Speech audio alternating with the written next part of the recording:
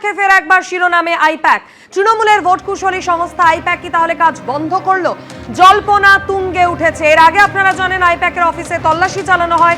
শীর্ষ কর্তা বিনেশ চান্ডেল গত 13 এপ্রিল তাকে গ্রেফতার করা হয়। আর এরই মধ্যে জল্পনা তুঙ্গে তৃণমূলের ভোট কুশলী সংস্থা আইপ্যাক কি কাজ বন্ধ করলো? এই মুহূর্তে আর কি কি আপডেটস এই বিষয়ে পাওয়া যাচ্ছে আরো বিস্তারিত আমাদের জানাবেন প্রতিনিধি কৃষ্ণেন্দু অধিকারী এই মুহূর্তে আমাদের সঙ্গে টেলিফোন লাইনে রয়েছেন। কৃষ্ণেন্দু, কি খবর রয়েছে তোমার কাছে? দেখো, সকাল থেকে একটি খবরে তীব্র জল্পনা তৈরি হয়েছে। ভোটের কয়েকদিন বাকি এবং তার মুখেই ডেকান হেরাল্ড সংবাদ সংস্থা তার খবর অনুযায়ী যে আইপ্যাক তৃণমূলের যে ইন্ডিয়ান পলিটিক্যাল অ্যাকশন কমিটি, তৃণমূলের যে ভোট কুশলী সংস্থা বা পরামর্শদাতা, তারা কাজ বন্ধ করে দেওয়ার নির্দেশ দেওয়া হয়েছে পশ্চিমবঙ্গে। এবং ওই খবর অনুযায়ী যেটা দেখা যাচ্ছে যে 20 দিন ছুটিতে যেতে বলা হয়েছে সমস্ত কর্মীদের। ইমেল করে সেই ছুটিতে যেতে বলা হয়েছে এবং পরবর্তী বিষয়টি পর্যালোচনা করা হবে 11ই মে। পরিস্থিতি পর্যালোচনা করা হবে এবং সেই মতো সিদ্ধান্ত নেওয়া হবে। এবং এটাও সূত্র মারফত জানা যাচ্ছে যে আইপ্যাক কর্তৃপক্ষ তারা বৈঠকও করছে ভার্চুয়ালি কর্মীদের সঙ্গে। এই খবরে তীব্র চাঞ্চল্য ছড়িয়েছে, কারণ তুমি জানো যে 11ই মে পরিস্থিতি পর্যালোচনা করা হবে এবং 20 দিন ছুটিতে পাঠানো হয়েছে কর্মীদের। তার মানে হচ্ছে আইপ্যাক সংস্থা আপাতত কাজ করবে না পশ্চিমবঙ্গে, যারা ভোট কুশলী সংস্থা তৃণমূলের সঙ্গে কাজ করে।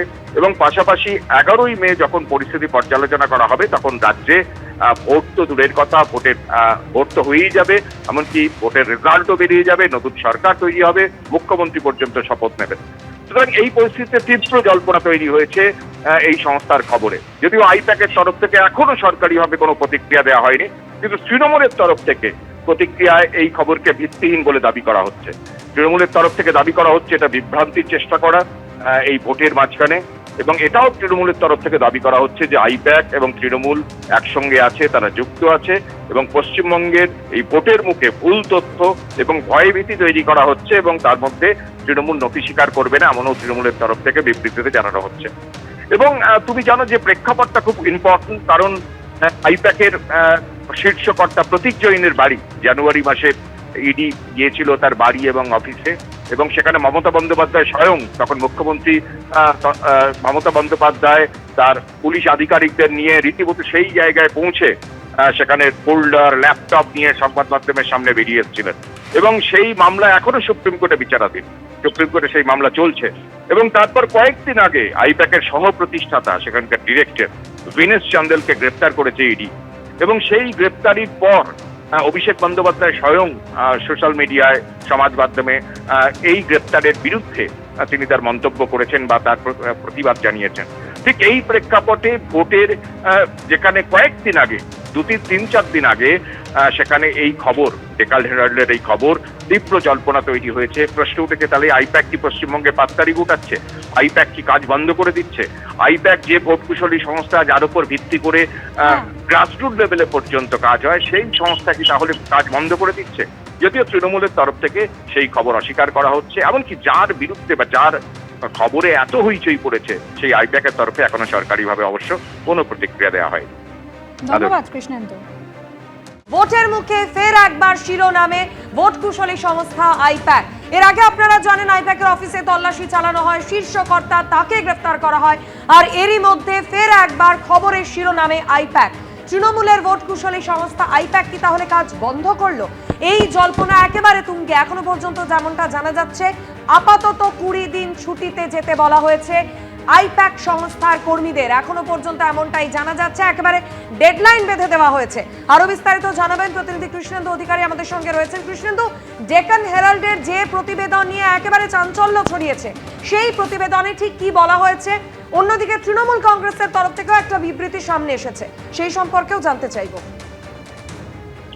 দেখো, তোমার যেটা বলছিলাম যে ডেকান হেরাল্ডের তরফ থেকে এটা বলা হয়েছে যে ভোটের মুখে 20 দিন ছুটিতে যেতে বলা হয়েছে আইপ্যাকের কর্মীদের, যারা পশ্চিমবঙ্গে কাজ করছেন। এবং আইপ্যাক আপাতত কাজ বন্ধ রাখছে পশ্চিমবঙ্গে।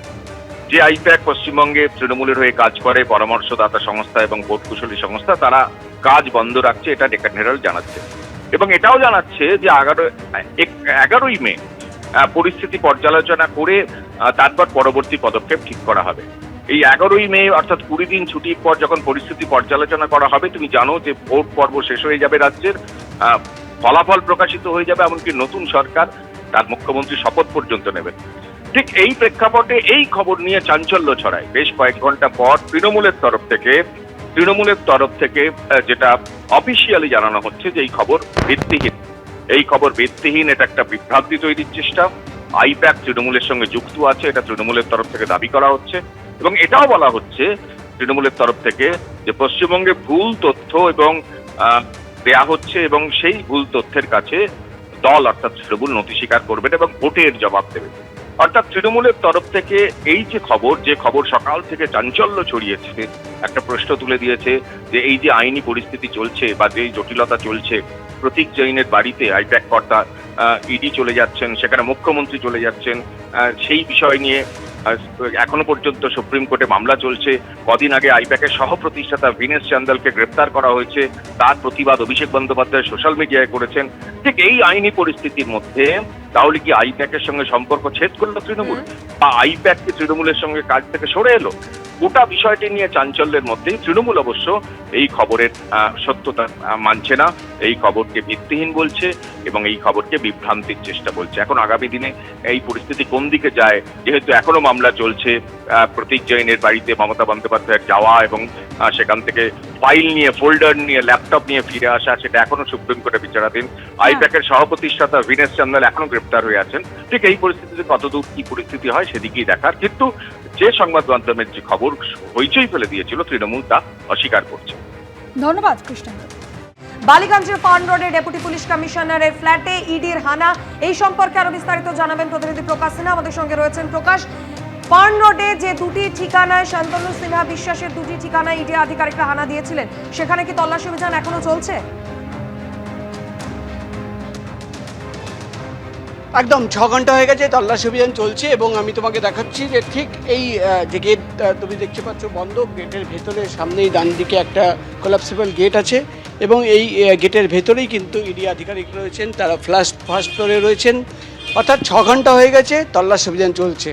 গেট ভেতর থেকে বন্ধ, কেন্দ্রীয় বাহিনীর জওয়ানরা তারা বাইরে রয়েছেন এবং তুমি ঠিক গেটের বাঁ দিকে তুমি যদি দেখো, এখানে একটা বোর্ড লাগানো, উৎকর্ষ বাংলা কেন্দ্র, এবং ওপরে পশ্চিমবঙ্গ সরকারের লোগো রয়েছে, গভর্নমেন্ট অফ ওয়েস্ট বেঙ্গল, কয়েকটা কোড লেখা রয়েছে এবং যেটা প্রাথমিকভাবে আমরা খবর পাচ্ছি যে এই সংস্থা একটি ট্রেনিং সেন্টার এবং সেই ট্রেনিং সেন্টার চালাতেন শান্তনু সিনহা বিশ্বাসের একজন আত্মীয় এবং এই ট্রেনিং সেন্টারের মাধ্যমে কি কাজ হতো, তার ব্যাংক অ্যাকাউন্ট, এই সমস্ত জিনিস খতিয়ে রাখা হবে। আমি প্রবীরকে বলবো সামনের দিকে আসতে।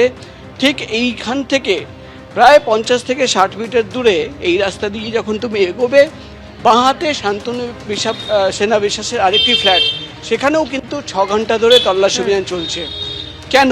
অর্থাৎ সকাল থেকে শুরু হওয়া সেই তল্লাশি অভিযান ইতিমধ্যেই প্রায় 7 ঘন্টা হতে চলল। শান্তনু সিনহা বিশ্বাসের ফার্ন রোডের দুটি ঠিকানাতেই তল্লাশি অভিযান এখনো পর্যন্ত চলছে ইডি আধিকারিকদের। ধন্যবাদ প্রকাশ, ধন্যবাদ পার্থ। এবিপি আনন্দ, এগিয়ে থাকে, এগিয়ে রাখে।